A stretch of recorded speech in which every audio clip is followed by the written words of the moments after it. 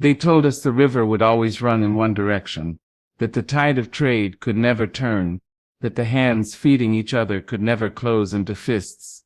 But today I stand on the shore of a new reality, watching the current shift, feeling the wind change. And now I understand. There comes a moment in the life of every nation when it must pause and take stock of itself. When it must weigh not the gold in its coffers, but the pride in its people. Dignity is not a commodity to be traded on any market.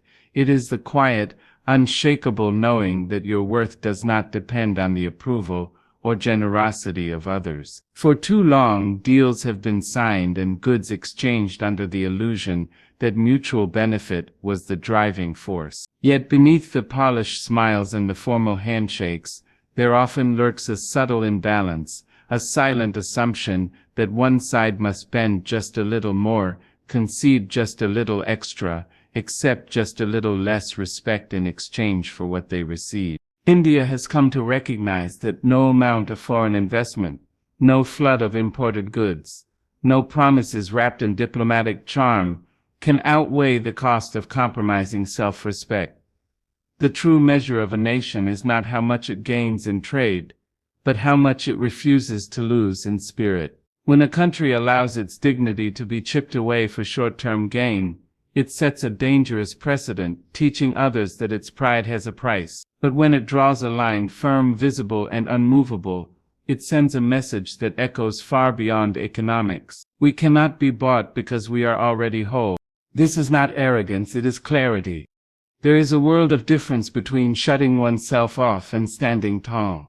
India is not turning inward out of fear or hostility, but out of the awareness that a partnership without equal footing is not a partnership at all. It is a transaction, and transactions that trade away respect are never truly profitable.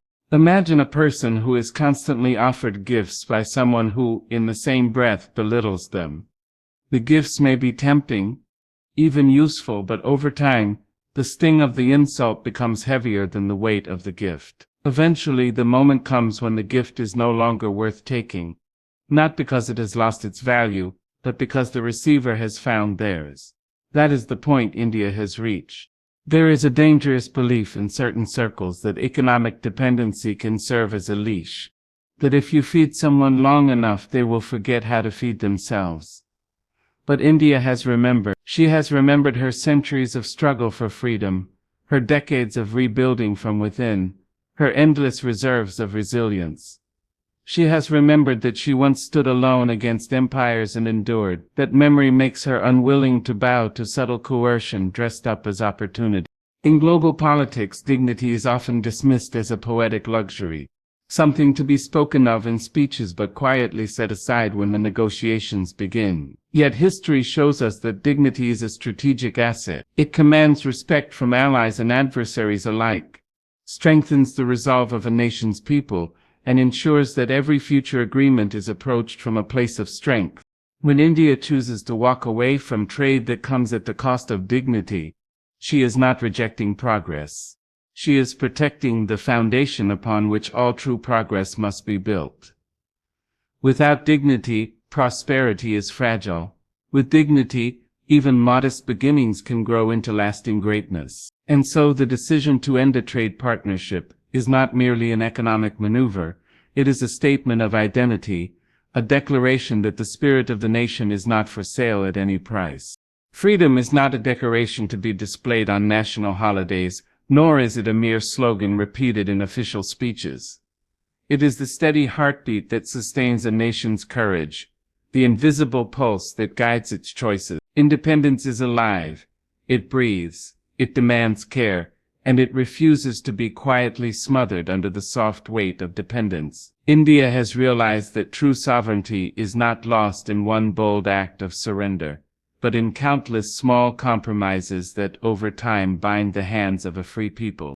There is a dangerous illusion in the modern world that dependency can be disguised as partnership. It arrives not with threats or open chains, but with offers of help, with generous terms that seem too good to refuse, with agreements that promise mutual benefit yet quietly tilt the scales in one direction. A subtle kind of control creeps in where, Decisions are no longer made purely for the good of one's own people, but are influenced by the expectations, pressures, and demands of another power. It is the kind of control that hides itself in the folds of friendship, making it harder to see and harder still to break.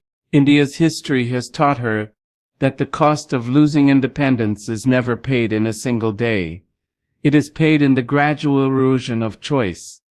The loss begins when leaders hesitate to make decisions for fear of offending those who hold economic leverage. It deepens when industries are built on the foundation of foreign reliance, so that the withdrawal of that support would cause collapse. And it becomes irreversible when a nation starts to believe it cannot survive without the guiding hand of another. But India has heard the call of her own heartbeat.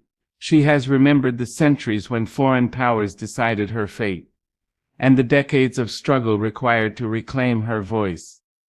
This memory is not an anchor holding her back.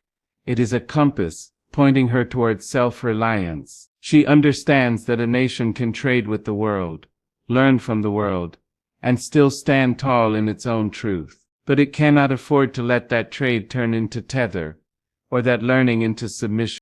True freedom does not mean closing the gates and turning away from all others.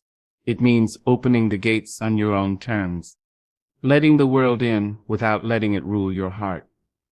It means ensuring that every alliance is one of equals, where respect is not just spoken but practiced. It means refusing to become so entangled in another's economy that their choices dictate your destiny.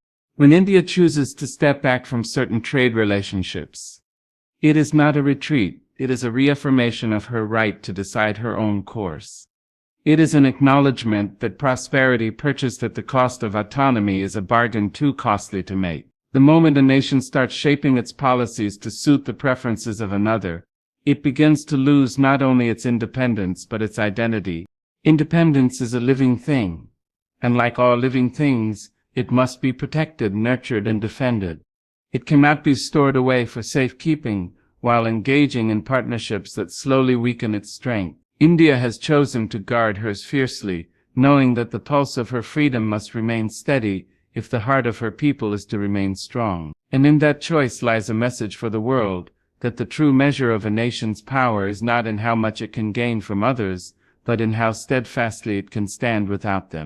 The truth is a patient force. It waits in silence while the world builds illusions, while deals are signed and narratives are shaped to please the powerful. But truth has no need for disguise, and when its moment arrives, it steps forward without apology. For a time, India moved within the realm of agreements and partnerships, trusting in the sincerity of words spoken across polished tables. Promises of mutual respect and shared growth were written into the language of diplomacy, and for a while they seemed real. Yet beneath the ceremonial signatures and the staged smiles, something deeper stirred, a quiet awareness that not all was as it seemed. Truth does not whisper to the complacent. It calls to the watchful. India began to notice the subtle patterns behind the polite exchanges, the conditions hidden in fine print, the shifts in tone when compliance was expected but not given, the way goodwill could sour into pressure when interests no longer aligned. It was not one act or one policy that revealed the reality, but a steady accumulation of moments where the mask slipped and the claws beneath became visible. For years there had been talk of partnership, but partnership demands equality, and equality cannot exist when one side assumes the right to dictate the terms. Behind the carefully chosen words of friendship, there were actions that spoke more honestly, demands for access without reciprocity, expectations of alignment without respect for independence, attempts to influence decisions that belonged solely to India. The truth, when it emerged, was clear. Some offers were not made in the spirit of unity, but in the pursuit of control. Once truth is seen, it cannot be unseen. It sharpens the vision, clears the fog, and demands action. To ignore it is to consent to one's own weakening. India understood that continuing under the same terms would mean participating in her own diminishment. She realized that influence dressed in the clothes of cooperation is still influence, and influence that undermines sovereignty is not a gift, it is a burden. In the global stage, appearances often matter more than reality. But a nation that mistakes appearances for reality will one day find itself acting on illusions. India has chosen not to play that game. She has chosen to see clearly, even if what she sees disrupts comfort and convenience. This clarity is not born of suspicion but of vigilance. The kind of vigilance that history demands from those who have once known the weight of subjugation. There is a quiet strength in looking beyond the smiles and seeing the motives. It allows a nation to step away from agreements that no longer serve her, without bitterness, without fear. It is the strength of someone who understands that the truth may be uncomfortable, but it is never harmful. What is harmful is the deception that keeps people from acting on it. India's decision to end certain trade relationships is not driven by hostility, but by awareness. Awareness that her resources, her industries, and her political will must serve her people first. Awareness that every nation has the right to guard its own interests without being shamed for it. Awareness that pretending not to see manipulation does not make it disappear, it only makes it grow. The hidden truth was never truly hidden. It was simply buried beneath the rituals of diplomacy. Now it stands in the open, undeniable. And with that vision, India has chosen the path that ensures her decisions are shaped not by the will of others, but by the truth she has claimed for herself. When a farmer sows his own seeds and tends his own fields, the harvest he reaps carries not just the weight of grain but the pride of ownership. Self-reliance is much the same. It is the knowledge that what you hold in your hands was born from your own labor, nourished by your own resolve. For too long, the rhythm of the global market has tried to convince nations that dependence is efficiency, that relying on others for essential needs is the mark of progress. Yet India has seen the other side of that coin. She has felt the quiet vulnerability of knowing that the lifeline of certain industries, technologies, or resources lies in the hands of another power. Self-reliance is not isolation. It is not the rejection of connection or the refusal to engage with the world. Rather, it is the ability to stand tall in the knowledge that even if every door around you were to close, your own house would remain secure. India understands that true strength is not built on the borrowed foundations of another's wealth, but on the solid ground of her own capacity. This realization has not come overnight. It has grown steadily through years of both success and challenge, through moments when outside assistance lifted her up, and others when it threatened to hold her down. Dependency, at first, can feel like a blessing. It offers speed, access, and convenience. Why struggle to grow what can be easily bought? Why invest years in developing technology that can be imported tomorrow? But dependency carries a hidden cost, one that becomes painfully clear when the supplier changes their terms, raises their prices, or uses their position to influence your decisions. The very source of your growth can become the leash that restrains you. India has chosen to break that pattern. She is investing in her own industries, empowering her own innovators, and cultivating her own resources. This is not an act of pride alone, but of prudence. A self-reliant nation is not one that shuts out the world, but one that enters every negotiation without the weight of desperation. When you can stand on your own, you can walk into any partnership as an equal. When you depend too heavily on others, you risk entering every agreement already in debt, not in currency, but in control. There is also a deeper, almost spiritual strength in self-reliance. It teaches resilience. It demands creativity. It forces a nation to look inward for solutions rather than outward for rescue. In that process, skills are honed, industries are fortified, and a collective sense of confidence is born. The people begin to believe not just in their leaders but in themselves, and that belief is the bedrock upon which lasting prosperity is built. India's push for self-reliance is a conscious refusal to be caught in the cycle of dependency that has ensnared many nations. It is an affirmation that the hands that feed her people will be her own, that the technologies that drive her growth will carry her name, and that the wealth she generates will not come at the mercy of another's condition. This is the harvest she seeks, one that is not just rich in material gain but abundant in freedom. In a world where power often flows toward those who control resources, self-reliance is not merely an economic choice, it is a declaration of sovereignty. It is the planting of a seed whose roots will hold firm through any storm because they are anchored deep in the soil of one's own making. Trade can move ships, fill markets, and fatten treasuries.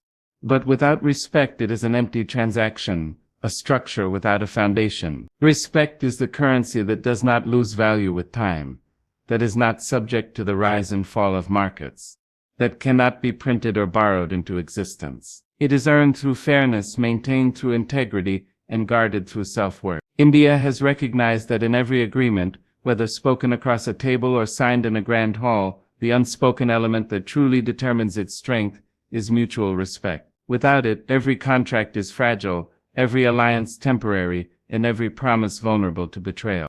When a nation senses that respect is missing, it does not need to be told outright. It feels it in the tone of negotiations, in the framing of conditions, in the casual assumptions about whose needs will take priority. Respect is not about flattery or polite words. It is about acknowledgement of equal standing, of the right to make one's own decisions without interference or condescension. India has learned that when this acknowledgement is absent, even the most favorable trade terms are laced with threads of control. There is a profound difference between being treated as a partner and being treated as a subordinate. The former builds trust, the latter breeds resentment.